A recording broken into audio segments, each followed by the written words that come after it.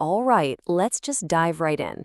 For thousands of years, some of the world's greatest minds have been locked in what seems like one long, continuous argument. From Plato all the way to Nietzsche, it feels like this never-ending intellectual battle. But what if they weren't actually disagreeing? What if they were all looking at the exact same thing, just from a completely different angle? I mean, really think about that for a second.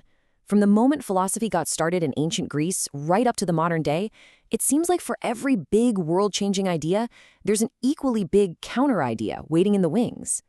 And what that's left us with is a history of brilliant but totally conflicting worldviews. It's really a history of intellectual feuds, right? With each side absolutely convinced they hold the one and only ultimate truth. And this is not just some friendly debate we're talking about. This thing spans 2.5 millennia. You've got Plato arguing for a world of perfect, unseen forms. But then his own student, Aristotle, comes along and grounds everything in the physical world we can touch and see. You have Kant arguing we can never truly know reality itself, while others are trying to draw a complete map of its structure. So you have to wonder, is there some kind of hidden pattern in all this chaos? A key that could finally make sense of it all? Well, according to the source material we're looking at, yes, there is. And the key isn't some super complex new philosophy that's going to prove everyone else wrong. Nope, it's actually a very simple analogy. It's a single idea that reframes the entire argument, and it's called the river and the snapshot. Okay, so here's the basic idea. I want you to imagine reality as a constantly flowing river. It's full of motion, it's always changing, it's infinitely complex. We're going to call that the river. Now imagine that our mind, our consciousness, can only perceive that incredible flowing river by taking a single static photograph of it. And that photo? That's the snapshot. And this difference, it's everything. The river is reality itself. The source material gives it a technical name, the Totality Event Vector, or TEV. Think of it as the whole movie. The snapshot is our perception of it, which it calls the Totality Event Frame, or TEF. That's just one single frame of the movie. And this one core difference, this might just be the Rosetta Stone we've been looking for to finally decode the entire history of thought.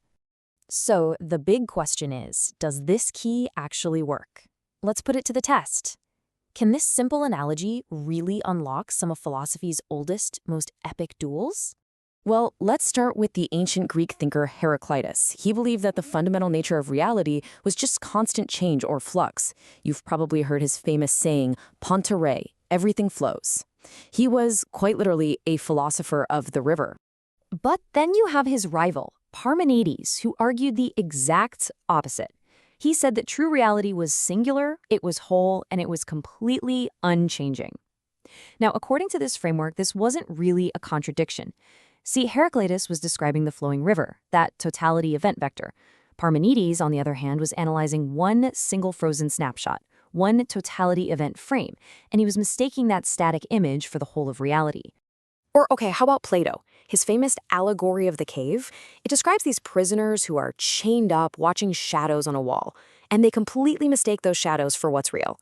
I mean, this is a perfect story of the river versus snapshot problem. The shadows are the snapshots, right? There are limited perceptions. But the real world, outside the cave, that's the river of true reality. And this just perfectly illustrates that legendary disagreement between Plato and his star student Aristotle. Plato was obsessed with the perfect, unseen blueprint of reality. You could call it the underlying structure of the totality event vector. Aristotle, meanwhile, he dedicated himself to observing and categorizing the physical world, a super meticulous study of individual totality event frames. See, they weren't actually in opposition. They were just focused on totally different aspects of the very same process. And here's where it gets really interesting. This pattern isn't just some weird quirk of ancient Greece. Once you have this key, this simple distinction between the river and the snapshot, you start to see it absolutely everywhere. Just take a look here.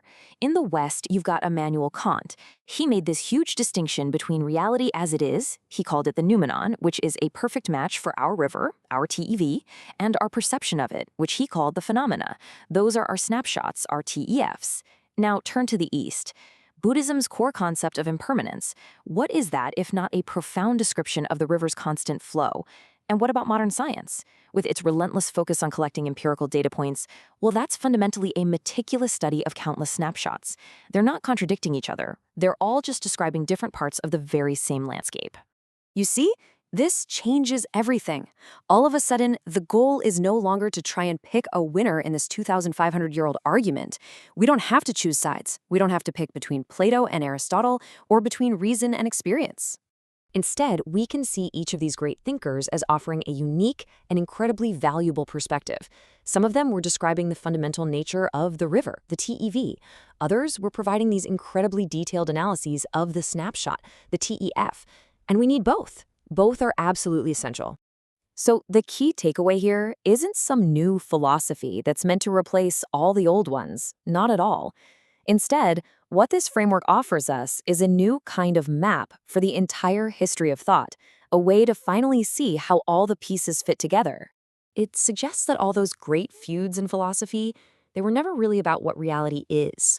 They were actually arguments about which perspective, which snapshot, which coordinate on the map is the most useful, or the most fundamental place to start if you want to understand everything else. And that leaves us with one final, and I think pretty provocative question. This new map, it helps us understand all the old arguments. It gives them a place, a context, but it also points beyond them, and it challenges us to maybe stop arguing about the map for a little while, and to try once again to look at the territory itself in a whole new way.